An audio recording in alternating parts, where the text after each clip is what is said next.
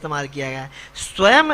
और कह रहे हैं कि एवं सम्मोहनम विष्णु, वो विष्णु को, वो कृष्ण को मोहित करने चले थे, जो कि विमोहम, कैसे हैं, विमोहम, विकृष्ण रूपेण, मतलब कि जिनको कोई भी मोहियति, कोई भी मोह नहीं सकता है।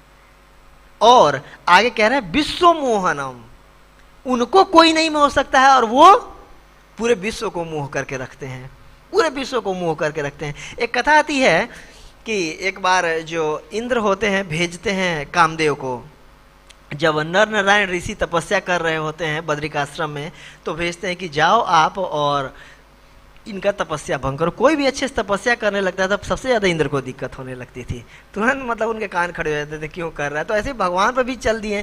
तो वो आए और जो कई सारे अप्सराओं को ले करके आए, और कौन, कामदेव, और भगवान के सामने लगे नृत्य करने। सारी अप्सराएं नाच रही हैं, ये भी साथ में नाच रहे हैं, और इनके पास 5 बाण होते हैं, एक एक करके सारे बाण, 5 बाण चला दिए, और देखिए कोई असर ही नहीं हो रहा है, और वो जस का तस तपस्या में लगे हुए हैं।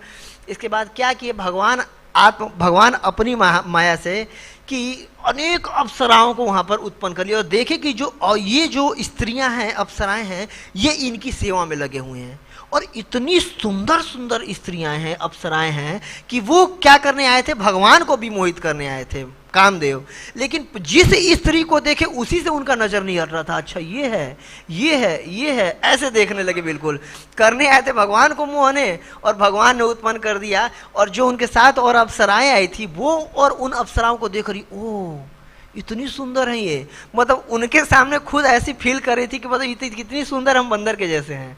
एक तरीके से भगवान को ये विश्व मोहन, हम भगवान क्या कहते हैं, पूरे विश्व को मोह करके रखे हैं। वो आए थे भगवान को मोहित करने, और भगवान उनको ऐसे मोहित कर दी। फिर इसके बाद बोले कि मतलब उनको भगवान बोले कि टेंशन मत लो, इनमें से एक को आप ले करके जाओ, आपके स्वर्ग की शोभा बढ़ाएगी। तो उर्वशी को भगवान नर नारायण उनको दिए थे।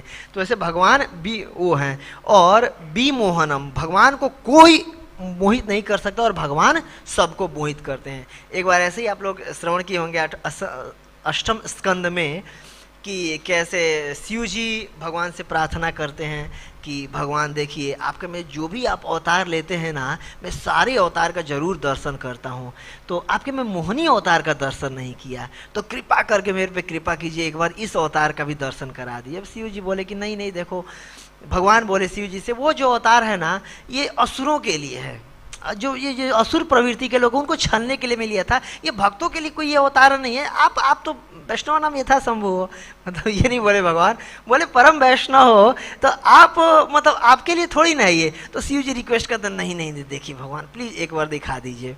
तो ऐसे भगवान ने जब मोहिनी का रूप उनको दिखाया था, तो शिव जी को भी मतलब कॉन्फिडेंस था थोड़ा सा कि देखिए पार्वती जी हमारी पत्नी है, ये क्या है, दुर्गा देवी एक तरह से मतलब त्रिगुणमयी, पूरे गुणों को कंट्रोलर हैं, और जब इनसे मैं ज़्यादा वो नहीं होता हूँ तो क्या हो जाए, कोई दिक्कत नहीं है, दर्शन कर लूँगा। भगवान समझाए, फिर भी क्या किए कि नहीं नहीं एक बार दर्शन करा दीजिए। भगवान बोले ठीक है तथास्तु, भगवान कह के प्रकट हो गए।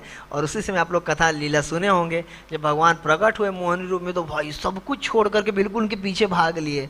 उनके पीछे पीछे उनके पत्नी उमा देवी, मतलब पार्वती जी, वो चल रही हैं उनके पीछे, उनके गढ़ लोग, और क्या कर रहे हैं, क्या कर रहे हैं, और पूरे सुदबुद होकर कि भगवान मतलब विश्व मोहनम है। इस कथा से भी ये साबित होता है कि विश्व मोहनम है।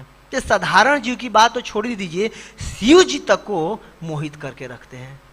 और विमोहम, भगवान को कोई मोहित नहीं कर सकता। जैसा देखे कामदेव कहाँ मोहित कर पाए, प्रयास किए, और अपने प्रयास में स्वयं में वो भी, जैसे ब्रह्मा जी का हाल हुआ, जैसे ब्रह्मा जी वहाँ पर आए थे विमोहित करने भगवान को, और खुद ही वो हो गए, विमोहित हो गए।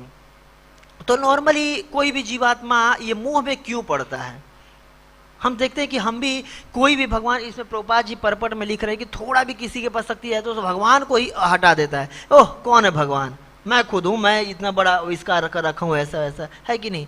एक मैं लेक्चर सुन रहा था, उसमें मोहन गौरचंद पूछ गया